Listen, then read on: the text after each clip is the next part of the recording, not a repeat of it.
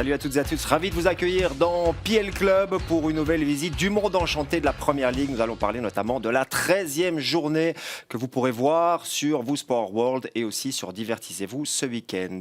Pour m'accompagner aujourd'hui, j'ai le plaisir d'accueillir en personne sur ce plateau Christian. Bonjour Christian, représentant de Vision du jeu également, qui va nous apporter cette grille de lecture pour les rencontres de ce week-end. Bonjour Serge, bonjour François, très content de vous retrouver cette semaine et d'être avec vous en studio et d'analyser ce qui va se passer pour ce week-end. Jean-François. Je me déplace quand Christian vient.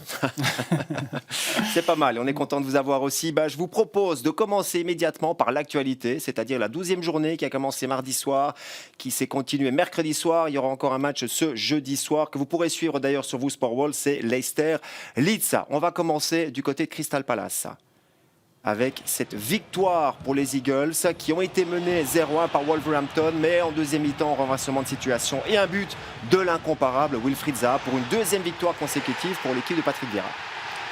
Un grand ouf pour cette équipe qui avait bien besoin de points quand même pour ne pas aller se mêler à cette lutte pour la relégation. Enfin, ils ne sont pas encore tout à fait hors d'atteinte, mais bon.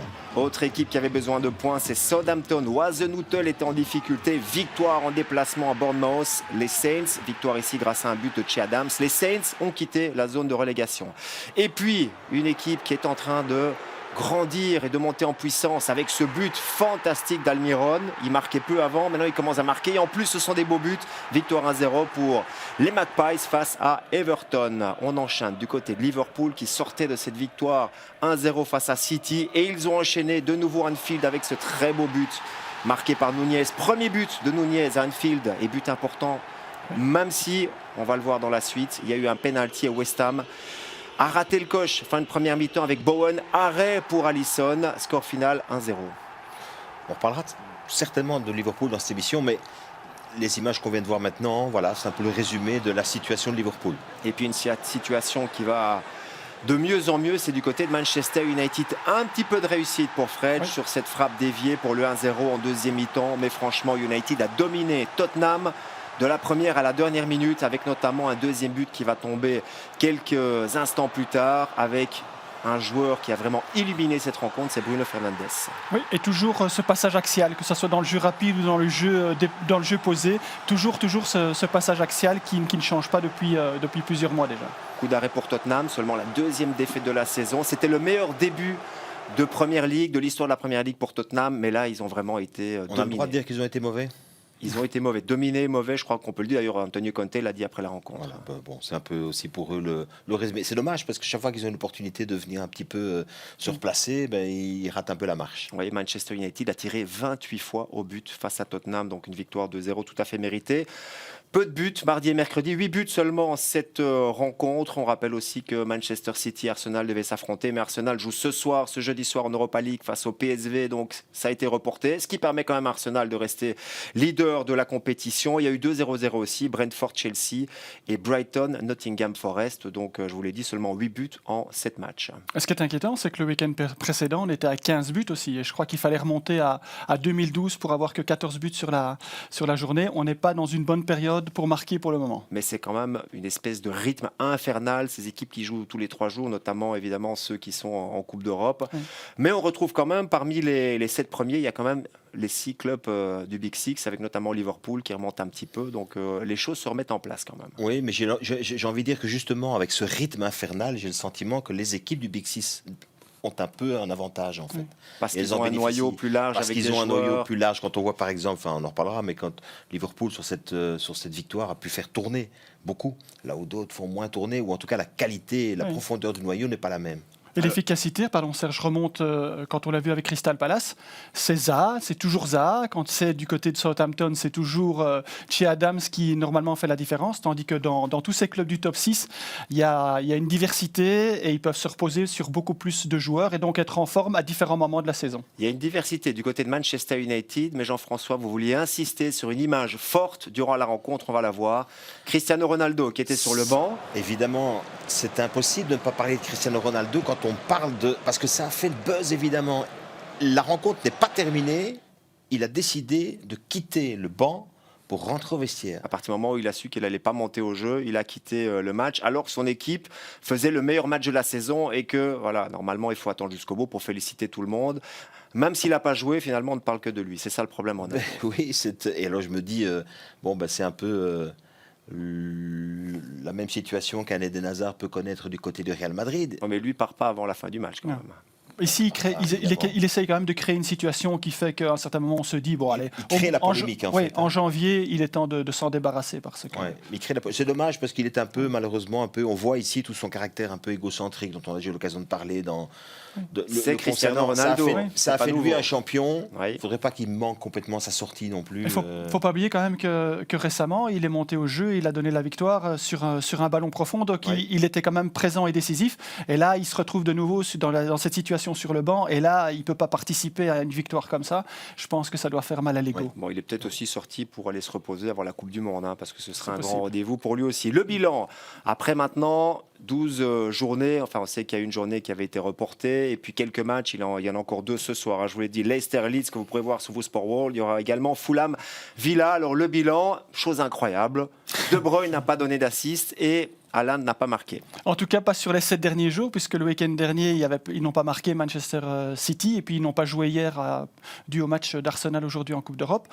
Par contre, là, ce chiffre, Serge, ça c'est quand même étonnant. Seulement 22% de victoires en déplacement, alors qu'on est généralement autour de 1 match sur 3. Ouais, on ne s'explique pas pour COVID, le moment. On est même monté à 40% de victoires en déplacement. Et on ne s'explique pas. On s'est posé la question avant l'émission et on ne sait pas. On ne trouve pas la raison pour le moment, donc on ne sait pas. Pas d'explication non plus. La seule petite explication que je donnais à Christian, c'est peut-être, et je ne dis pas si... Mais c'est vrai qu'on voyage un peu différemment maintenant dans les clubs. On fait plus de voyages en train, en bus, etc. Une raison écologique. Non, oui, enfin la raison. Mais est-ce que l'impact de ça serait que c'est un peu plus lourd pour les joueurs et que mentalement c'est un peu plus fatigant et que donc, je ne sais pas, j'ai pas d'explication rationnelle. Difficile de trouver une explication rationnelle, mais on peut le constater en tout cas. Plus de victoires à domicile et moins de victoires en déplacement. Voilà pour ce bilan de ces rencontres mardi et mercredi. Je vous propose maintenant de plonger dans le week-end prochain. On sera déjà à la 13e journée. On va commencer par parler de Nottingham Forest face à Liverpool après ceci. Rendez-vous samedi à 13h30, premier match du week-end donc, Nottingham Forest face à Liverpool. Ce sera évidemment sur Divertissez-vous, donc accessible à tous les abonnés, vous. Nottingham Forest, alors cette équipe qui est actuellement 19e, donc qui est parmi les relégables, 6 petits points, 7 buts marqués, 23 buts encaissés. Pourtant, on attendait le retour de Forest, des Reds, c'est leur surnom, c'est les autres Reds du championnat anglais. 23 ans après, on rappelle quand même que c'est un club légendaire de Coupe des Champions dans les années 80, une équipe, un club qui a marqué l'histoire du football anglais. Ils sont de retour en Première Ligue, mais c'est assez compliqué. Oui. Moi, c'est un côté un peu nostalgique, évidemment. Ça me rappelle une partie de ma jeunesse où cette équipe brillait sur le plan européen et notamment aussi en Angleterre. Ici, j'avoue que quand on devait préparer cette rencontre entre Nottingham et Liverpool, c'est pas le club qui, depuis le début de la saison, me marque le plus, ni par la qualité de son jeu, ni par les résultats, c'est pas une belle surprise. Quand on voit, on a généralement dit, une équipe sort de la Championship et est-ce qu'elle a intérêt à faire un transfert ou est-ce qu'elle a intérêt à continuer sur sa dynamique et venir par-ci par-là changer quelques touches? Ils ont fait l'option de faire beaucoup de transferts et ça ne marche pas. Ouais, l'option Marianakis, qui est le président aussi de l'Olympiakos, qui est un dirigeant, on va dire, assez instable, très émotionnel. 22 transferts durant l'été. Et quand on regarde la composition du dernier match, donc c'était le 0-0 du côté de Brighton, il n'y avait que 3 joueurs qui ont commencé la rencontre qui étaient là la saison dernière. 4 pour être précis. Ouais, on a Coke, McKenna, Yates et Johnson. Voilà, donc pour Steve Cooper, qui a quand même fait un miracle en les faisant monter via les playoffs la saison dernière, c'est quand même compliqué. Des joueurs qui sont arrivés plic-ploc durant tout l'été, tout le mercato, et puis il faut faire un 11 de base compact pour aller défier les bonnes équipes de Première Ligue. Moi, je pense que c'était une bonne surprise, mais est-ce qu'ils étaient capables de monter de catégorie? Ça, c'est la question, parce qu'ils sont quand même passés via les playoffs, et ils sont quand même passés avec, dans la saison en Championship, beaucoup de victoires avec 1-0. Donc, c'était quand même très, très limite. Et donc, venir avec un groupe comme ça pour pouvoir s'imposer sans avoir une base de départ qui pourrait, comme certains clubs comme Brentford, peut être les data, peut être une recherche de talents qui sont cachés. Ben lui, il fait un peu l'option grecque en fait, qui quand ça va pas, on change ou on cherche des noms ou on essaye de changer dans l'émotionnel. Ben 22 joueurs, c'est quand même. J'irais même jusqu'à me demander si c'est l'option choisie par l'entraîneur ou par le président, pour le coup, puisque l'entraîneur Steve Cooper est un gars réfléchi. Rappelons quand même qu'il a remporté la Coupe du Monde des U17, je pense, avec l'Angleterre. Donc il connaît à la fois le potentiel des jeunes Anglais. Je pense qu'il aurait recruté un petit peu plus du côté anglophone que d'aller chercher à l'extérieur beaucoup de joueurs. Donc voilà, je pense qu'au sein de ce club, en tout cas ce qui est marquant, c'est que sur 12 matchs, c'est une victoire contre West Ham depuis le début de la saison. Pour le reste, cette équipe ne propose pas grand-chose. Et là, c'est 9 matchs sans victoire. Hein. Il y a 2 ou 3 partages sur ces 9. Je crois que c'est 3 points, 3 partages sur ces. Ils partagent contre Villa, contre Brighton, et ils ont partagé une fois contre Everton. Oui, effectivement. Une victoire contre West Ham, et tout le reste, c'est perdu. Et Steve Cooper est toujours là. Après le 4-0 subi à Leicester, on pensait tous qu'il allait être viré. Finalement, il a reçu un nouveau contrat, donc ça reste imprévisible du côté de la direction. Toute la cellule de scouting, par contre, a été virée. Après, je pense que c'est un gars intelligent, mais qui fait malheureusement avec les moyens qu'on lui met à disposition. Et je ne suis pas sûr qu'il ait les 2 mains totalement libres pour aller là où il veut aller. Et puis souvent, on donne des contrats, les contrats sont faits pour être rompus. Donc finalement, aujourd'hui, ce sont les clauses qui déterminent l'aspect du contrat. Donc peut-être qu'il a une indemnité qui n'est pas immense. Et donc évidemment, c'est juste pour le il a un peu sécuriser. plus de sécurité, évidemment, dans son travail. Intéressons-nous au contenu. 7 buts marqués seulement depuis le début de la saison pour Nottingham Forest. Que peut-on dire de ce bilan offensif, Christian ? Catastrophique. Jusqu'à présent, c'est catastrophique parce que, à part, il y a un domaine seulement où, pour une équipe de ce rang, ils sont plus ou moins performants. Ce sont les 3 buts sur phase arrêtée sans penalty. Pour le reste, en jeu dominant placé, eh bien, on le voit, le nombre de buts encaissés, ils sont dominés tout le temps, donc ils ont peu de difficultés, ils ont beaucoup de difficultés à se déposer dans le camp adverse. Par contre, il n'y a pas de jeu rapide, il n'y a pas de jeu direct, il n'y a pas de reconversion rapide. C'est le bilan de Norwich la saison passée, quoi. C'est-à-dire que beaucoup de difficultés. Donc si ça se termine comme Norwich, c'est pas bien, quoi. Oui. De toute façon, c'est une équipe qui subit en permanence, subit ses matchs. Elle subit l'histoire des matchs. Les phases arrêtées. Les phases arrêtées, les corners, ça c'est bien. C'est vrai que encore une ici. Où tout le monde est égal. Donc c'est bien, regarde. Jeu de tête, très très bien. Phase arrêtée, très très bien. Donc là, il n'y a rien à dire. Mais le reste. Avec 2 des joueurs, c'est pas des stars, mais c'est quand même Emmanuel Denis et Awani, d'ailleurs 2 joueurs qu'on a vus dans notre Pro League. 2 des transferts, mais ils ont quand même du mal. Avec Lingard aussi, qui n'est même pas titulaire. Il a été au dernier match, mais il est quasiment jamais titulaire, alors que c'est un bon joueur. Et là, ce qui est étonnant, en fait, dans les modèles, c'est qu'on a vu avec Lingard, quand il est venu à West Ham, l'année où il était encore en prêt en venant de Manchester United, il a apporté le jeu rapide, il a apporté les face-à-face, il a apporté les reconversions rapides. Emmanuel Denis, avec Watford, était un des meilleurs joueurs de la saison sur reconversion rapide. Donc, c'est quand même... Je suis d'accord, mais pour faire ça, il faut des défenseurs qui aient une relance propre. C'est sûr que c'est collectif. Ce n'est ni le cas de Coke, ni de McKenna, ni de Williams, ni de Aurier qui joue, ou ça peut être Toffolo, ou chose comme ça. Et donc, voilà, c'est un petit peu le souci de cette équipe, c'est-à-dire qu'elle veut s'inscrire dans une structure d'une équipe qui subit, qui a plutôt avec un bloc bas et qui éventuellement se projette vers l'avant, mais il n'y a personne qui peut donner cette balle de transition. Et donc, il y a un joueur intéressant, c'est le numéro 10, Morgan Gibbs-White, gros transfert, presque 50 millions d'euros arrivés de Wolverhampton. Étonnant parce qu'il ne jouait pas énormément non plus du côté de Wolverhampton. Par contre, il a été champion du monde chez les U17 avec Steve Cooper, donc c'est vraiment Steve Cooper là qui l'a choisi. Voilà, le connaissait bien, mais encore une fois, c'est un joueur qui est loin, j'ai envie de dire, de la situation et moins du ballon au moment où il est récupéré. Et si vous regardez cette équipe, elle récupère quasiment toujours ce ballon très bas. J'ai presque le même sentiment qu'une des consignes, c'est écoutez, essayez de vous approcher du rectangle, d'obtenir un coup franc, une faute, et on verra. Mais c'est un peu... Option très limitée qui ne permet pas à long terme de survivre en première ligue. Impossible. Et honnêtement, si on dit Nottingham-Liverpool, je ne vois pas bien comment cette équipe de Nottingham va pouvoir passer cet écueil de Liverpool. Franchement, justement, On a déjà vu 7 buts marqués, 23 buts encaissés. Seul Leicester a encaissé plus de buts en première ligue, Christian. Bah oui, tout est dit. Il y a énormément de lacunes au niveau défensif et donc ça permet de commencer des matchs en difficulté. Alors on le voit, ça c'est encore quelque chose d'extraordinaire quand on a un bloc équipe bas et que sur 23 buts encaissés, on en encaisse 10 hors de son propre rectangle. Là, Jean-François, il y a quelque chose, en tant que coach, il y a quelque chose qui ne va pas. On ne peut pas être aussi bas et en même temps prendre autant de goals dans ce domaine-là. Ça, c'est pas possible. Regardez, le bloc équipe, il est au point de pénalty. Voilà, il y a un tir enroulé. C'est but. Alors, c'est vraiment un beau but de la part de Barnes, mais il faut que quelqu'un sorte sur le porteur du ballon pour empêcher ces longs ballons. Voilà, regardez, ils sont là. Hop, il y a un tir qui vient. Chaque fois qu'il tire, c'est dedans, en fait, finalement, avec 10 buts encaissés sur hors rectangle. Ceci dit, c'est très étonnant par rapport à tout ce qu'on nous dit dans le football moderne sur les frappes hors rectangle, en nous disant que ce ne sont pas les phases sur lesquelles il faut, parce que les expected goals ne sont pas bons, etc.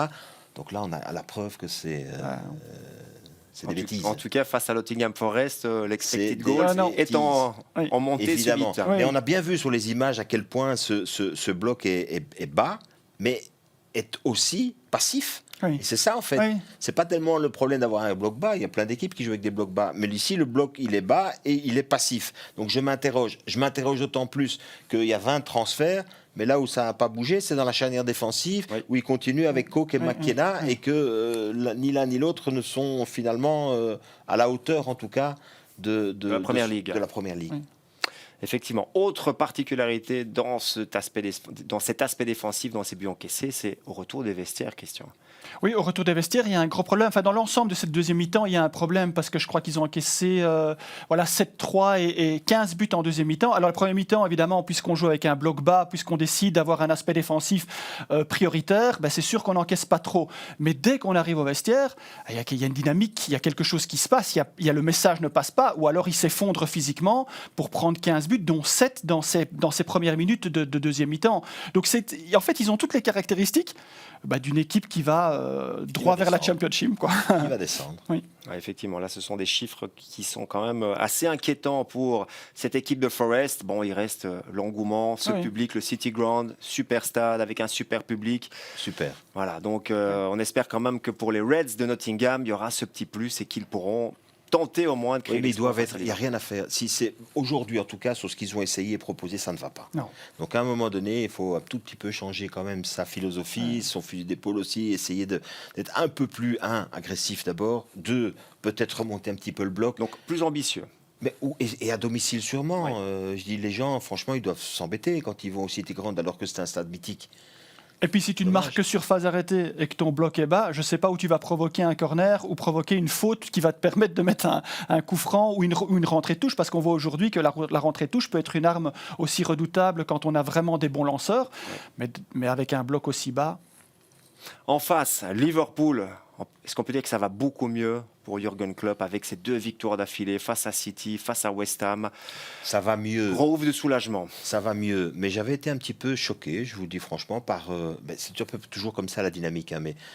Tout à coup, on remettait quand même en cause Jürgen Klopp, y compris dans la presse anglaise. Oui, on avait presque mis le match face à City comme le match couperait. Parce qu'il y a le narratif des 7 ans passés du côté de Mainz, du côté de Dortmund, et que ça alimente évidemment les conversations. On sent bien ici qu'il est très attaché au projet encore, qu'il n'a pas l'intention de partir, et qu'au contraire, ils sont en train de chercher la possibilité de trouver le nouveau Mané ou le nouveau... Enfin, c'est toujours un peu idiot de parler comme ça, mais ils sont en train de suivre plusieurs pistes qui pourrait peut-être leur permettre d'être à nouveau compétitifs. Et puis quand on a été tellement compétitif pendant autant d'années, est-ce qu'on ne peut pas avoir de temps en temps un petit creux? Non, je pense qu'on peut en on avoir. s'appelle Liverpool. Mais heureusement, parce qu'il s'en sort bien, parce que c'est quand même 2 fois 1-0, donc ça passe quand même par le chat, et donc c'est compliqué, mais c'est pas rassurant encore, mais ça fait du bien, c'est 2 belles victoires. Par rapport à l'émission de la semaine dernière, on avait insisté sur les carences défensives, ça fait 2 matchs avec des clean sheets, il marque le but en plus avec Nunez, avec Salah. Est-ce qu'on peut dire que, et défensivement et offensivement, on retrouve quand même l'ADN? Ils ont un ça peu fait de son bol. penalty. Il y a un penalty qui est arrêté et il y a une occasion fin de match. 100% des gagnants à la loterie ont joué, donc au moins ils tentent leur chance. Oui, Mais est-ce qu'on peut dire qu'il y a quand même, on retrouve cet ADN qui a fait la force de cette équipe pendant plusieurs saisons? En tout cas, il stabilise pour le moment parce qu'il y avait une inquiétude. Donc c'est vrai, je crois qu'il y a des entraîneurs de renom comme Mourinho et beaucoup d'autres comme Benitez qui ont souvent gagné 1-0 ou qui ont fait 0-0 quand ça n'allait pas. Donc ça a fait du bien. Mais surtout, voilà, justement avec cette infographie, ça c'est très intéressant. Quand on prend la saison passée, on voit en fait qu'il y avait 3 équipes qui dominaient de plein jeu avec des origines qui est très lointaines. Vous voyez en orange la zone lointaine qui couvre en fait cette partie verte. Il y avait des ballons dont c'était l'origine, exactement comme le but qu'on a vu avec Salah la semaine passée contre Manchester City. Et cette année, malheureusement, on est passé à un autre modèle d'efficacité pour le moment, parce que Jean-François me faisait remarquer qu'il y avait quand même une intention de pouvoir aussi se projeter rapidement vers l'avant.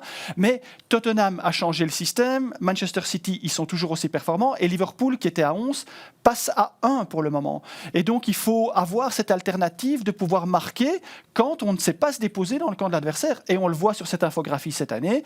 Ils ont 16 buts de plein jeu, Jean-François. Ils n'ont qu'une origine qui est vraiment lointaine, c'est ce dégagement, ce magnifique dégagement du gardien, de Alisson, pour Salah qui a fait un contrôle orienté. Mais cette alternative doit être beaucoup plus présente pour pouvoir donner des points et de gagner plus facilement que 1-0. D'autant que je me souviens encore très très bien des propos qu'on avait tenus dans cette même émission ici. Le transfert, en tout cas de Nunez, devait permettre d'être encore plus fort sur ces C'était cette qualité à Benfica, bien sûr, c'est ça. Et là, on voit, ça c'est un but de l'année passée face à Norwich, qu'Alisson a déjà été donneur d'assist. Et contrôle orienté de Salah. Donc c'est magnifique. Donc ça existe, donc c'est un modèle, c'est quelque chose qui est préparé. Et donc ici, voilà, il y avait, Jean-François s'est remarqué justement que c'était une phase arrêtée pour Manchester City. Et il y a un dégagement, voilà, il a directement regardé, il a vu. J'ai du mal à comprendre le positionnement du côté de City, je vous l'avoue. Ça c'est, oui. Mais là, il y a quand même l'intention de départ est quand même de réaliser ça. Après, évidemment, il y a un tout bel contrôle orienté. Là, je suis d'accord. Pas à ce moment-là du match, en tout cas. De toute façon, ce qui est intéressant, je trouve, de constater, c'est que la deuxième victoire, donc la victoire ici remportée face à West Ham, sur le plus petit score, certes, mais elle est obtenue avec un assist de Tsitsipas. Et Tsitsipas, c'est un autre sport. Et donc, elle est obtenue par 2 joueurs qui n'ont pas joué face à votre cas, qui n'étaient pas titulaires. Oui, il avait fait 5 changements. Il avait quand même fait une grosse rotation. C'est intéressant. La dynamique peut reprendre aussi. Je pense que le moment clé, c'est la victoire face à City. Parce qu'ils ont proposé à domicile quelque chose de assez consistant. Et donc, ça les a peut-être rassurés. Une libération, le fait de battre City, qui était présenté quand même comme invincible. C'est leur première défaite. Je tiens à signaler quand même que cette équipe de Liverpool a joué 4 matchs à l'extérieur, n'a pas encore remporté le moindre succès. Non. 0 victoire, je parle de la première ligue bien évidemment, 2 défaites à Man U et Arsenal et 2 partages à Fulham et Everton. Donc, il marche encore sur des œufs malgré tout. Alors le but face à West Ham, on l'a vu, est venu du côté gauche, mais on a quand même le flanc droit qui est beaucoup plus performant cette saison, même si Tsimikas, c'est quand même 5 assists. C'est 3 en Première Ligue, c'est 2 en Ligue des Champions. Je pense qu'il n'y a que De Bruyne qui, en Angleterre, toute compétition confondue, a fait mieux. Mais c'est quand même le flanc droit qui fait la différence. Pour un joueur qui n'est pas souvent titulaire et qui est aussi efficace, c'est un peu comme on l'a expliqué avec Cucurella qui peut doubler Chilwell sur le flanc gauche. Là, c'est aussi. Et c'est très intéressant parce que quand on a fait l'émission, évidemment, j'ai préparé avant le match pour toujours montrer cet aspect offensif qui passe régulièrement par la droite. Et puis là, hier, on a vu avec Tsimikas l'idée de pouvoir réutiliser ce centre qui vient du flanc gauche. Et c'est le premier but marqué sur centre cette saison en venant du flanc gauche pour Liverpool, puisque le deuxième but venant du flanc gauche, on se rappelle Luis Diaz qui était rentré avec une action individuelle, qui était rentré de haute verrine, il avait fait une frappe enroulée. Donc ça, c'est aussi la bonne nouvelle en disant est-ce que ça va mieux, est-ce qu'on stabilise? On retrouve certains fondamentaux, on se retrouve certaines options, certaines alternatives. Et moi, j'aimerais bien avoir ce flanc gauche un peu plus efficace que ce ne l'est pour le moment. Avec Robertson aussi, qui commence à revenir dans le rythme parce qu'il a été blessé, Tsimikas, Robertson. Et on a vu Alexander-Arnold qui n'est pas plus tout à fait tient maintenant. Qui n'a pas joué le match face à City. C'était Milner, inoxydable Milner. Oui, mais on peut au moins compter sur lui quoi qu'il arrive. Ça, c'est sûr. Et à la limite, à 3-4 postes différents, c'est précieux pour un entraîneur. Maintenant, voilà, je pense que dans l'identité de cette équipe de Liverpool, parce que là, j'étais d'accord avec Christian quand je voyais les chiffres sur les origines lointaines, mais je lui disais, les intentions restent les mêmes. C'est juste que l'efficacité. le pourcentage d'efficacité, de réussite n'était plus le même. Et c'est là que certains ont pointé justement l'absence de Mané en disant ouais, attendez, Mané n'est plus là, etc. Oui, mais il y a les circonstances, les blessés aussi. En plus, maintenant, Diogo Jota qui est blessé. Oui, mais ça Luis pouvait être de Diaz. plus en plus étonnant que Mané parti, il a quand même été chercher un profil qui était censé s'imbriquer parfaitement dans cette idée-là. Tout à fait. Et ça n'a pas été, en tout cas, une grande réussite depuis le début de la saison. Mais ici, on peut souligner que cette équipe va revenir dans le coup où voilà, elle est mieux qu'avant. Ceci dit, pour Nunez, ce qui est intéressant d'observer, c'est que quand on joue à Benfica et qu'on a ce profil de se projeter rapidement et de marquer beaucoup de buts en face à face, parce qu'il a marqué énormément de buts, mais beaucoup en face à face, c'est de se dire, est-ce qu'on est capable d'avoir la même intensité en face à face quand on joue en Première Ligue? Et là, c'est peut-être ça maintenant, ce sur quoi il doit se greffer, on peut lui donner apprendre. Une petite adaptation. Oui, tout à fait. Oui. Tout à fait. Faut voir. Oui, effectivement. Liverpool, en tout cas, qui va tenter d'enchaîner avec une 3e victoire, ce qui leur permettrait quand même de retrouver une place intéressante au classement. C'est le duel des Reds entre ceux de Nottingham et ceux de Liverpool. Rendez-vous donc samedi à 13h30. On va s'intéresser maintenant à l'affiche du week-end. Match entre équipes du Big Six. C'est Chelsea qui accueille Manchester United. London's elite. Filthy and furious, irresistible. Meet a Manchester giant. Manchester United, no more scrutinised club anywhere in the world. But there's a new man at Stamford Bridge, one who's left his mark on United before. Can Graham Potter lead the Blues to victory in what will be his first big test? It's time to make a statement. It's Chelsea versus Man United. Match évidemment passionnant du côté du Bridge entre deux des grandes équipes de ce championnat. Chelsea actuellement 4e avec 20 points. Manchester United est juste derrière avec 19 points. C'est donc un match super important dans la course au top 4. Et on a vu qu'il y a beaucoup de candidats. On pourrait même y rajouter Newcastle maintenant, qui est en train de s'immiscer dans le Big Six, qu'il faudra peut-être appeler le Big Seven bientôt. On va commencer avec cette équipe de Chelsea. Chambardement évidemment, grand changement avec l'arrivée de Graham Potter. Là, ça fait 7 matchs, il n'a toujours pas perdu. Ça se passe pas mal en Ligue des Champions. Bon, il reste sur un 0-0 à Brentford, mais c'est quand même un point de prix. Mais Christian, on n'a pas l'impression qu'il y ait vraiment une identité qui ressort. On ne voit pas encore la patte Graham Potter sur cette équipe. Ça, c'est un peu normal, mais je crois que le travail qu'il a fait avec Brighton, c'était quelque chose de tout à fait différent. C'était une équipe moyenne qui devait progresser et il a mis les choses en place. Là, maintenant, il est obligé de gérer toute une série de stars, des gens qui revendiquent des places. Et quand on revoit la structure actuelle et le programme du club, on voit qu'il y a très peu de matchs contre le top. Donc, ils ont pris 2 points contre les équipes du top 9. Donc, contre Tottenham et donc contre Brighton. Oui, ils n'ont été finalement qu'en compétition contre des équipes qui sont dans la bottom part de ce ranking. Donc, ils ont des bons résultats. Ils ont malgré tout quand même 2 défaites. Mais les 2 résultats contre les équipes de cette première partie de classement, 2 fois un partage, c'est un peu C'était pas trop avec bien. Potter en plus.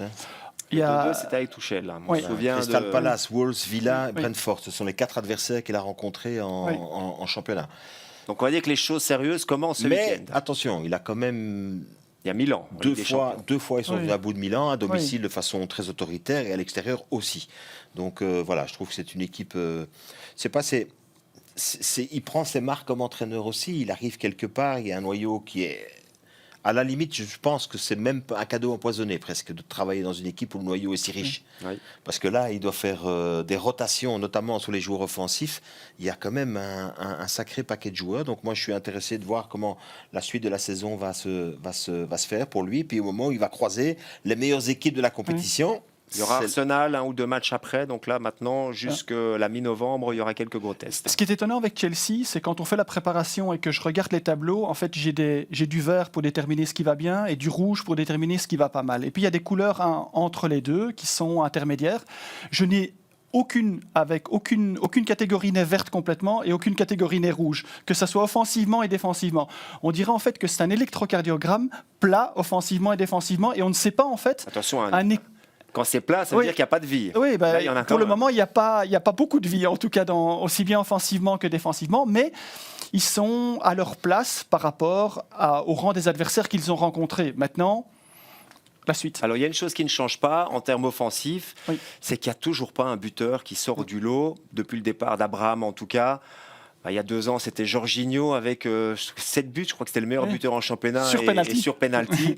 L'année passée, c'était Mante avec 11 buts. C'est un joueur offensif, mais c'est pas un pur attaquant non plus. Et là, Christian, on constate qu'il n'y a de nouveau pas un véritable joueur qui sort du lot.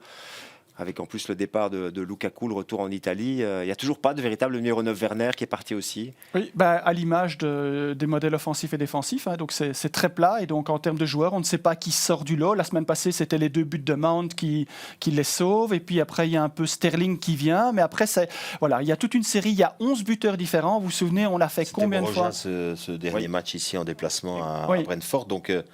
Oui. Il change tout le temps, il change... Oui, mais il n'y a pas un joueur, on dirait que c'est l'ADN du club où il n'y a pas une équipe qui se met au service. Tu l'avais expliqué la saison passée, Lukaku était venu, il n'y avait personne qui se mettait au service des qualités de Lukaku. Il était un joueur parmi d'autres, alors qu'il devait marquer les 20 buts par saison. Et ici, on se retrouve dans la même configuration. Ouais, c'est la construction du noyau qui dit ça. Oui. En fait, c'est par là que je commençais tout à l'heure. Il y a quand même Aubameyang dans ce noyau pour venir marquer des buts. C'est un véritable numéro 9. Donc, il y a évidemment un joueur clé dans il l'a cette fait à équipe. Barcelone directement, mais ici, il est là. Est-ce que c'est la structure générale, Jean-François ? Je pense que c'est la manière dont Tuchel avait imaginé les choses et c'est l'héritage de Tuchel jusqu'à preuve du contraire. Tout à fait. Donc, ici, en tout cas, je parle au niveau du noyau. Oui. Et je pense que l'entraîneur va pouvoir apporter quelques touches, mais... Je disais, il est un peu l'otage, pour moi en tout cas, d'un noyau qui a été construit comme ça. Je ne suis pas certain que... Parce que vous devez gérer les gens. On ne peut pas les laisser constamment à l'écart, parce que sinon ils vont vous dire, à un moment donné, j'ai même jamais de chance de prouver en tout cas ma valeur ou de prendre une place dans cette équipe. Donc voilà, il était un peu malheureusement tributaire des choix qui, à mon avis, sont les choix de son prédécesseur. Et Christian parle souvent de la théorie des 6 mois. Et c'est vrai qu'il y a encore dans cette équipe de l'ADN. Je les voyais jouer contre Brentford. Ils ont énormément d'occasions. Ils essaient de passer par l'axe à un moment donné avec beaucoup de monde parce qu'ils ont des joueurs qui vont venir combiner, qui vont venir chercher des solutions collectives, etc. Voilà. Ça manque un peu parfois de...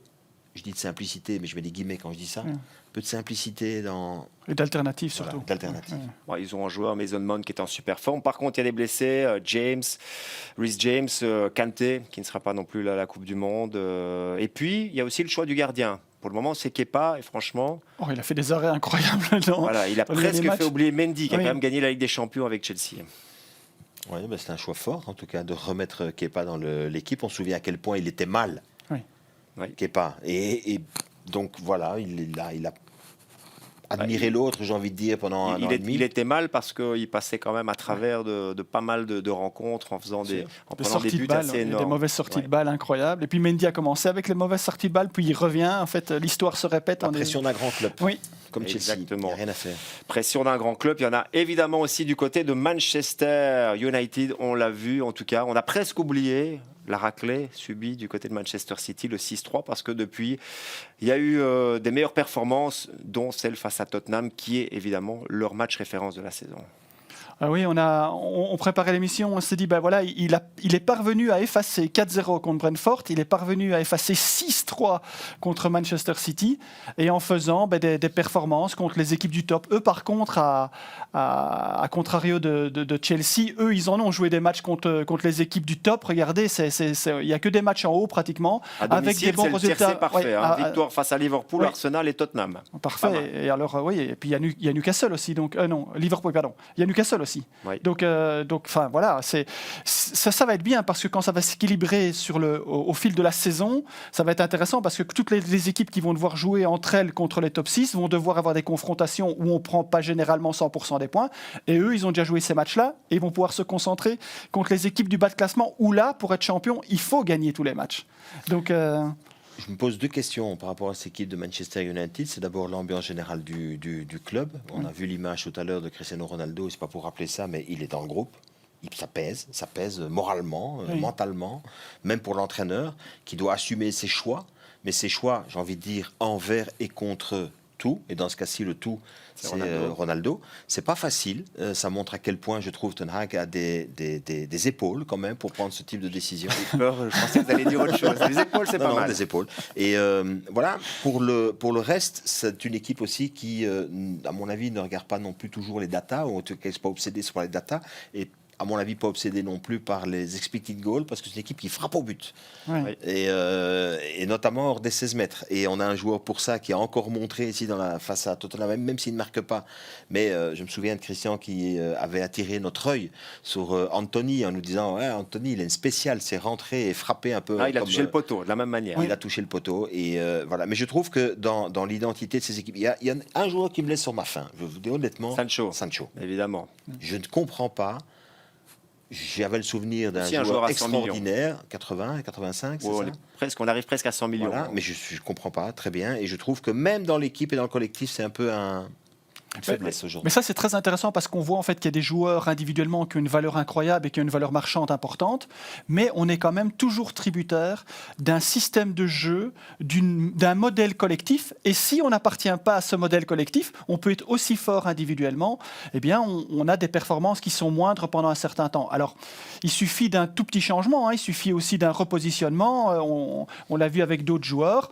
On voit Trossard notamment qui rentre plus dans l'axe et donc qui peut se présenter en face à face, eh bien voilà, il suffit peut-être de bien le replacer pour pouvoir l'aider à être meilleur. Alors si Manchester United s'intéressait, comme le dit Jean-François, un petit peu plus aux data, il pourrait voir les Red Devils que notamment le modèle reste le même. C'était le cas avec Rangnick, c'était le cas avec Solskjaer avant. Ça reste le cas avec Ten Hag. C'est une manière de marquer, quasiment utilisée à chaque fois, et presque aussi une manière d'encaisser.